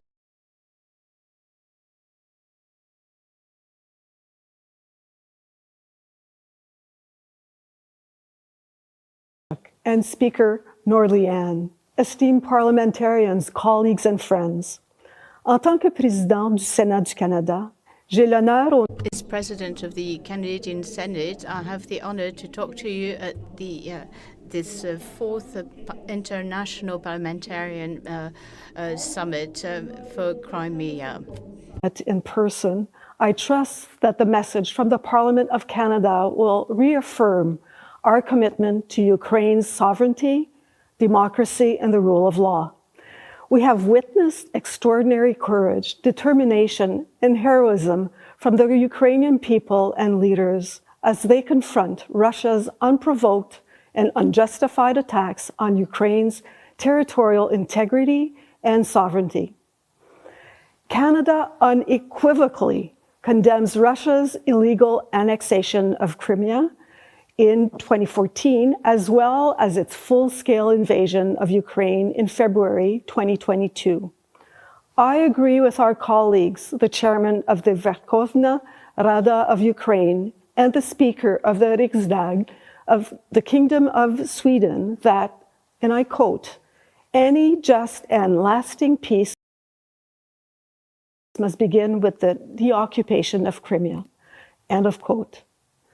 Along with the Speaker of the House of Commons, I had the honor of welcoming Chairman Stefanchuk to Canada last September when we met on the margins of the meeting of the speakers of the lower houses of the G7 in Ottawa. During our conversations, he noted the efforts of Canada's Parliament to raise awareness of the terrible effects of Russia's illegal war on Ukraine. Among these efforts was a motion adopted by the Senate of Canada in June 2025, condemning, and I quote, all Russian attacks on and interference in the lives of Ukrainian children, end of quote. The motion urged the state participants of the International Coalition for the Return of Ukrainian Children to substantially increase their efforts to return, repatriate, and rehabilitate Ukrainian children who have been stolen by Russia. This motion builds upon the existing bicameral and all-party demonstrations of support for Ukraine in Canada's Parliament. In February 2022, Canada's Senate and House of Commons both passed motions that condemned Russia's illegal actions and called for support for the people of Ukraine. In recognition of the strong cultural ties between Ukraine and Canada, our Parliament is working towards establishing September as Ukrainian Heritage Month, honoring the more than 1.3 million members of the Ukrainian diaspora in Canada and celebrating the beauty of Ukraine's culture and heritage. Through legislation, enhanced trade, military aid, and funding, Canada continues to demonstrate its steadfast support for Ukraine. To the people of Ukraine, the members of Ukraine's parliament, the Verkhovna Rada, and Ukrainian civil society, the people of Canada and the Parliament of Canada stand with you and will support you until victory is secured for democracy, rule of law, and Ukraine. Le Canada est avec l'Ukraine, et je vous remercie. Thank you. Canada stands with Ukraine, and I thank you.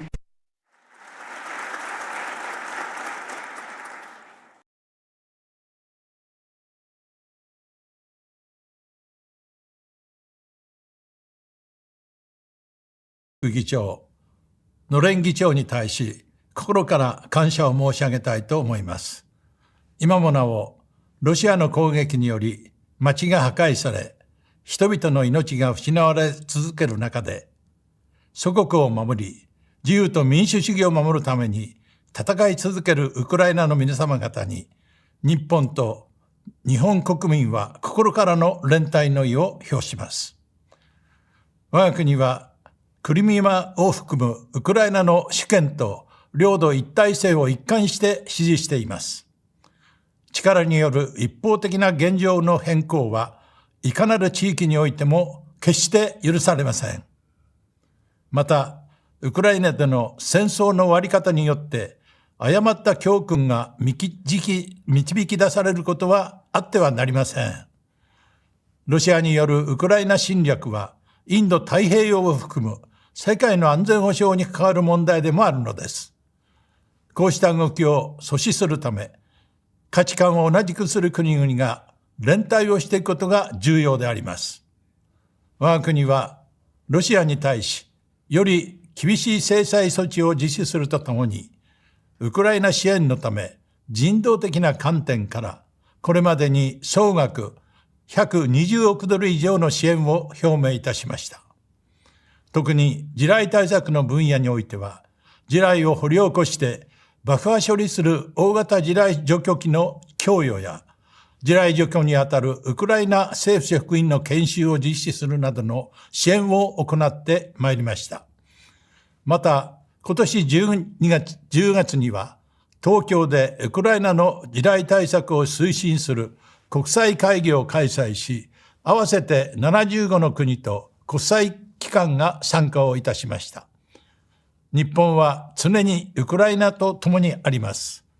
国際社会による平和への取り組みが進められる中、一日も早くウクライナに公正かつ永続的な平和がもたらされるよう、我々は議会の立場からもしっかりと今後も全力で支えてまいりたいと思います。ありがとうございました。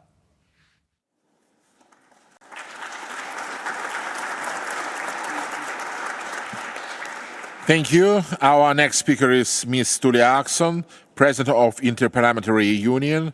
Her intervention will be followed by Mr. Lars Cherson Bresk. Please, Ms. Axon, the floor is yours.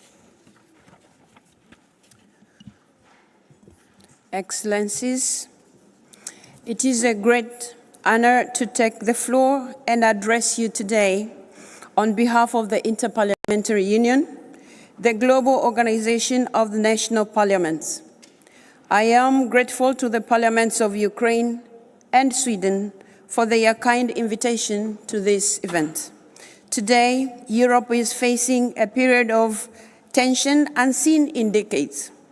The war in Ukraine has torn apart communities, cost countless lives, and forced millions from their homes.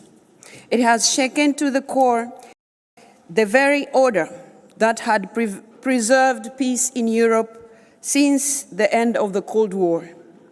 The IPU has spoken clearly and without hesitation on this matter.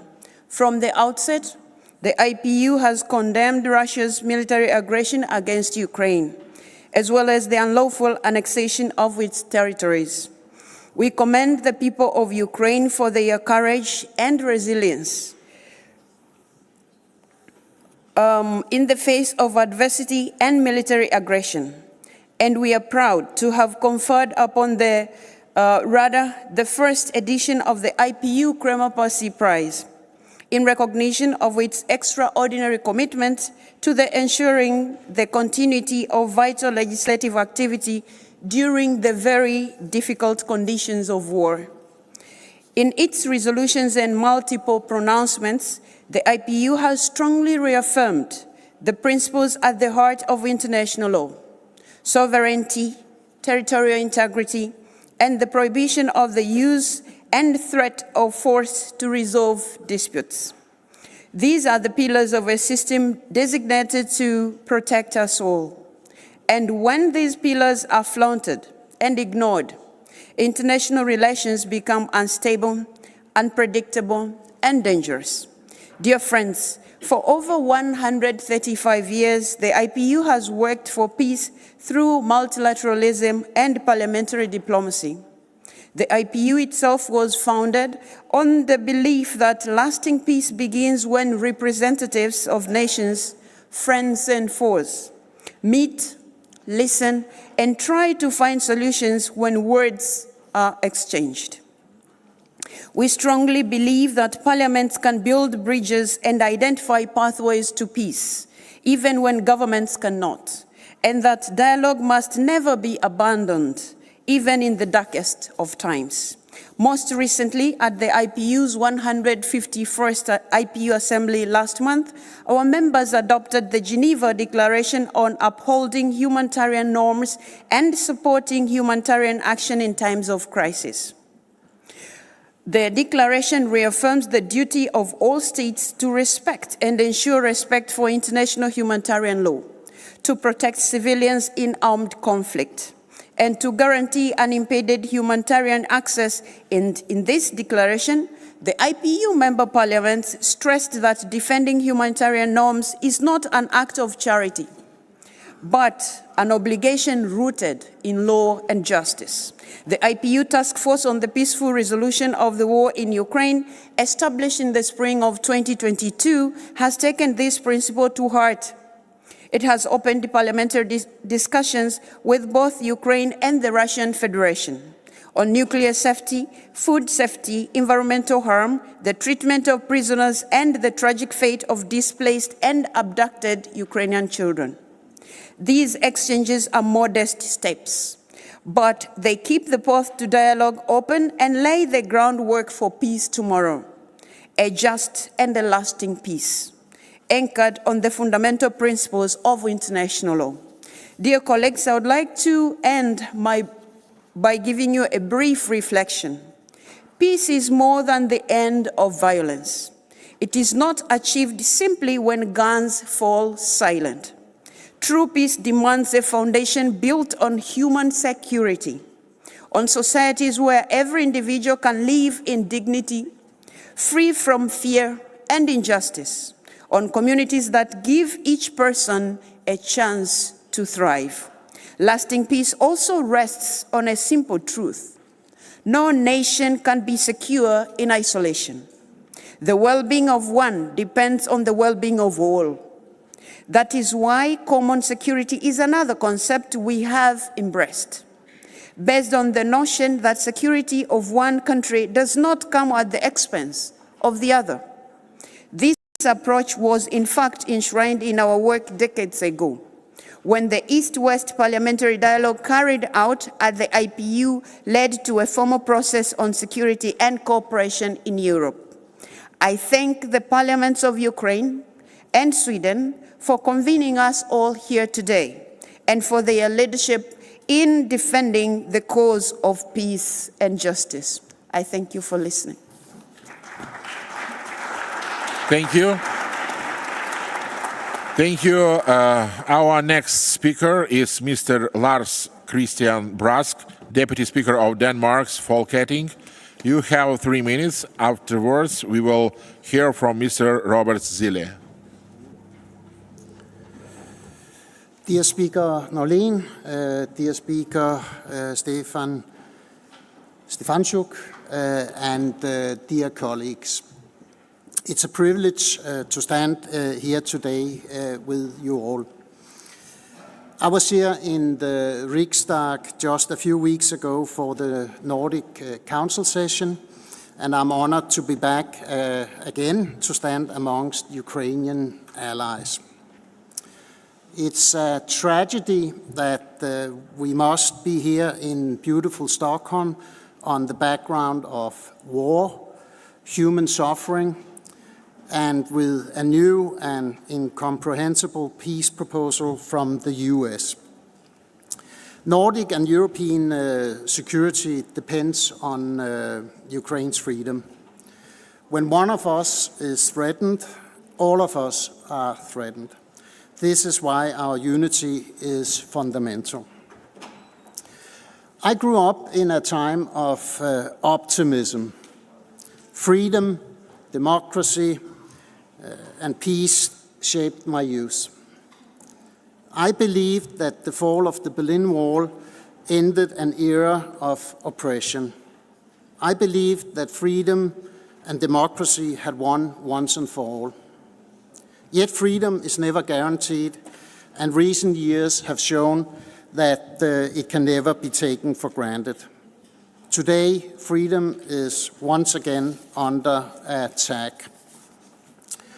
Russia under Putin does not only seek to occupy land. Putin's Russia seeks to create chaos and to destroy the very idea that free nations can choose their own path. This is why the Crimea Platform is so vital.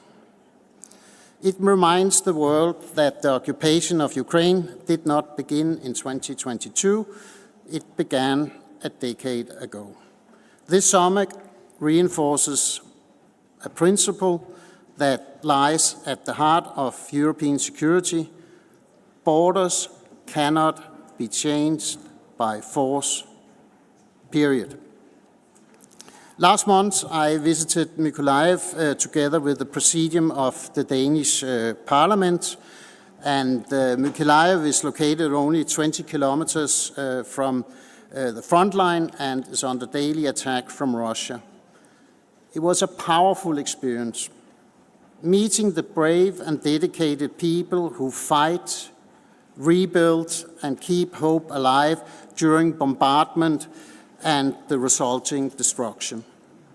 Their courage and determination remind us of what true resilience looks like. Our partnership with the city and region of Mykolaiv has been a cornerstone of Denmark's civilian assistance.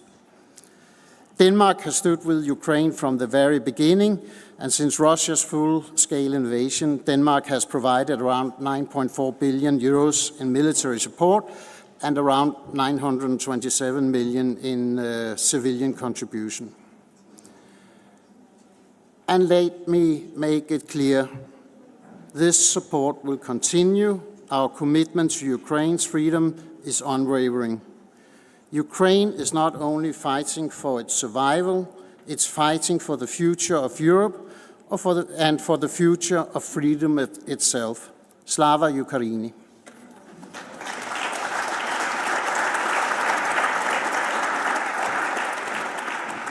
Thank you. The next speaker is Mr. Robert Zile, Vice President of the European Parliament. After his intervention, we will adjourn for 30 minutes coffee break. Please, Mr. Zile, you have the floor. Thank you, President, and distinguished speakers, President's guests. It's an honor for me to represent here European Parliament and its President Roberto Metsola at this crucial parliamentary summit of International Crimea Platform, and I would like to particularly thank Speaker of Riksdag Andreas Norlén and Chairman of Verkhovna Rada Ruslan Stefanchuk for welcoming all us today. The fourth summit here in Stockholm reminds us that the issue of Crimea, Ukraine remains central to international peace and justice. This act remains a blatant violation of international law, the UN Charter, and Ukraine's territorial integrity. An important milestone was reached by the Crimea Platform in September this year. On behalf of the European Parliament, I warmly welcome the adoption of New York Declaration at the fifth summit of International Crimea Platform on the margins of a United Nations General Assembly. When speaking about Crimea and Ukraine, it's also crucial to remember that it's not only about geopolitics or territorial borders. It's also about people. It's also about hundreds of Crimean political prisoners. It's about thousands of Ukrainian war prisoners and thousands of children and civilians forcibly brought to Russia. Dear colleagues, we must ensure predictable and stable financing for Ukraine, further to our billions euros to grants and loans that you all has provided so far. I hope that you member states will swiftly find the solutions, taking into consideration also the proposed Ukraine reparation loan linked to immobilized Russian assets. The European Parliament also remains fully committed to Ukraine-EU accession path. The European Parliament supports and urges the opening of the fundamentals cluster to advance the accession negotiations. Dear colleagues, last week brought to Ukraine and also for all of us extremely challenging moment. I will quote a sentence what President Zelensky said to his citizens a few days ago. We will do and must do everything to end the war, but not to end Ukraine, and not to end Europe, and not to end the global peace. End of the quote. You cannot create a peace if agreement is based on violation of international rules, if you destroy architecture of the world is based on rules, rights of people and nations. Coming back to the purpose of our meeting today, I want to urge our colleagues here to keep Crimea firmly on your agenda. It's not just this topic of discussions, but also as continuing priority for actions. Thank you. Крим – це Україна, Україна – це Європа. Слава Україні!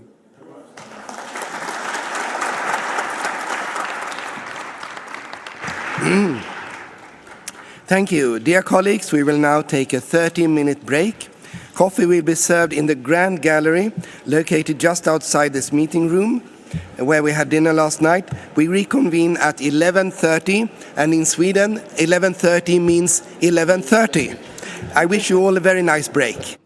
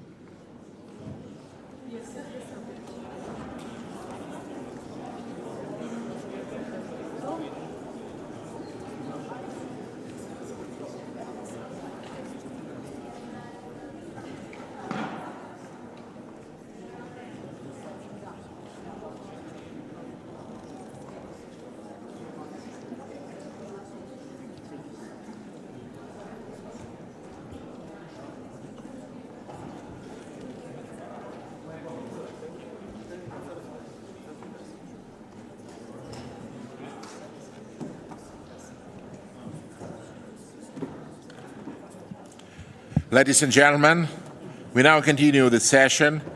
As we have a long list of speakers, I wish to kindly remind all speakers to keep your intervention within a 3-minute limit, and thank you very much for this cooperation. I now have the honor to introduce our next speaker, Mr. Refat Chubarov, the chairman of the Majlis of the Crimean Tatar people. His statement will be followed by Mr. Peter Huber.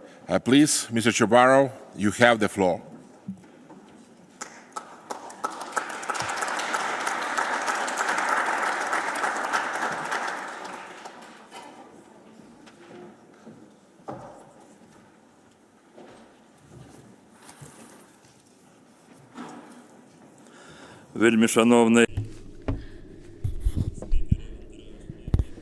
Distinguished Speaker Norlén, Distinguished Speaker Stefanchuk, ladies and gentlemen, friends of Ukraine. Crimea is an integral part of the Ukrainian state. However, Crimea is not just a territory on the map. It's the cradle, the home, the heart and soul of the indigenous Crimean Tatar people, as well as their brothers, the Karaites and the Krimchaks. It is the Crimean Tatar culture, the language, the heritage, the history that goes back centuries, the statehood that played an important role in the European history. All of this has shaped the face of Crimea for centuries. Without delving into the ancient history, because unlike the leaders of Russia,